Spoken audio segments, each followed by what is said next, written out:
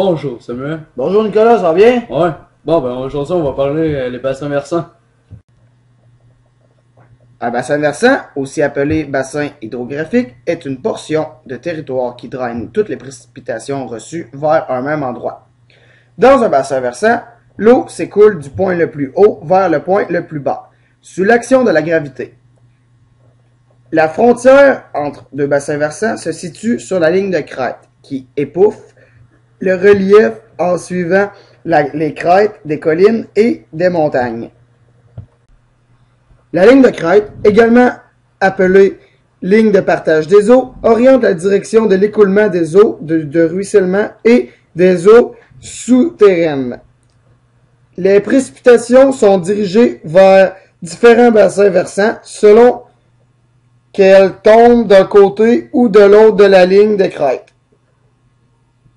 L'échelle des bassins versants. Les bassins versants sont responsables de la circulation des eaux de surface et des eaux souterraines. Les eaux de pluie ou de fond des neiges s'écoulent en surface le long des pentes par les lacs et les cours d'eau. Elles peuvent également s'infiltrer dans la croûte terrestre pour former des nappes d'eau et des rivières souterraines. Les eaux de rivières et des lacs coulent en suivant le relief d'amont en aval pour alimenter d'autres rivières plus grandes. Ces derniers se rejoignent ensuite pour former un fleuve. Finalement, le fleuve reçoit toutes les eaux de ses affluents, rivières et lacs et les transporte jusqu'à la mer.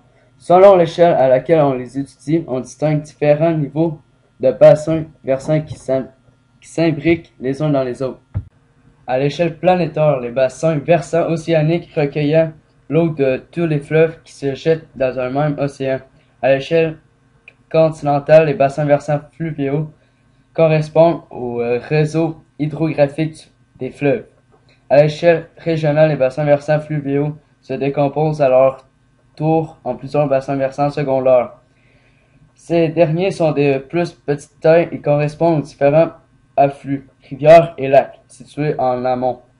Ces bassins versants secondaires peuvent eux aussi être divisés en bassins versants locaux, qui sont de plus petite superficie et qui correspondent à chaque affluent d'une rivière. Ainsi, chaque bassin versant de plus petite échelle est un sous-bassin d'un plus grand ensemble hydrographique. Par exemple, le bassin versant de la rivière Jacques-Cartier est un sous-bassin du bassin versant du fleuve Saint-Laurent, qui est lui-même un bassin du bassin versant de l'océan Atlantique. Le bassin versant de l'océan Pacifique est séparé des autres bassins versants par la ligne continentale de partage des eaux qui suit la crête des montagnes rocheuses. Les bassins versants de l'océan Arctique et de la baie d'Hudson couvrent un immense territoire. La ligne de crête située entre les bassins versants de la baie d'Hudson et de l'océan Atlantique divise le Québec en deux. Si une goutte de pluie tombe au nord de cette ligne, elle atteindra la baie James, la baie d'Hudson et la baie d'Ungava. Si une goutte de pluie tombe au sud, elle gagnera l'océan Atlantique.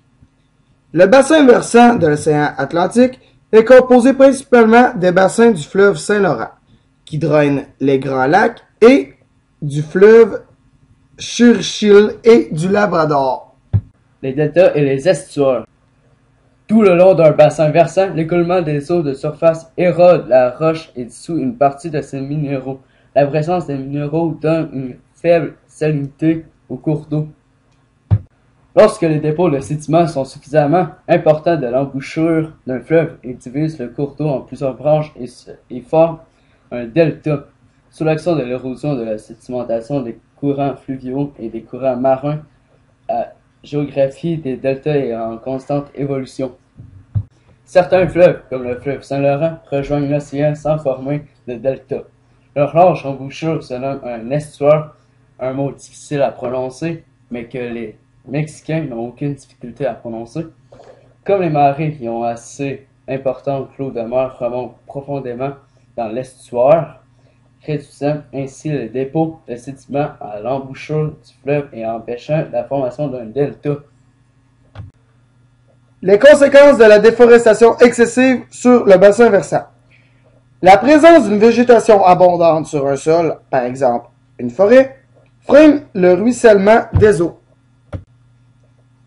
Les racines des arbres favorisent la stabilité et la porosité des sols. Le sol de la forêt filtre et retient une grande partie des eaux de pluie. L'accroissement du ruissellement accélère à son tour l'érosion du sol et entraîne des sédiments supplémentaires dans les cours d'eau. Des boues peuvent alors provoquer l'envasement des cours d'eau, des glissements de terrain et des inondations. Entraînés par le ruissellement, diverses substances chimiques peuvent être libérées du sol et contaminer les rivières. Bref, les bassins versants sont aussi nommés bassins hydrographiques. Les bassins versants veut dire que les rivières filent dans les fleuves et les fleuves filent dans l'océan. L'embouchure d'un fleuve forme plusieurs petites rivières nommées un delta. L'embouchure nommée aussi estuaire. Oui, c'est ça, Nick. Une rivière. Merci de nous avoir écoutés. Ouais, merci là.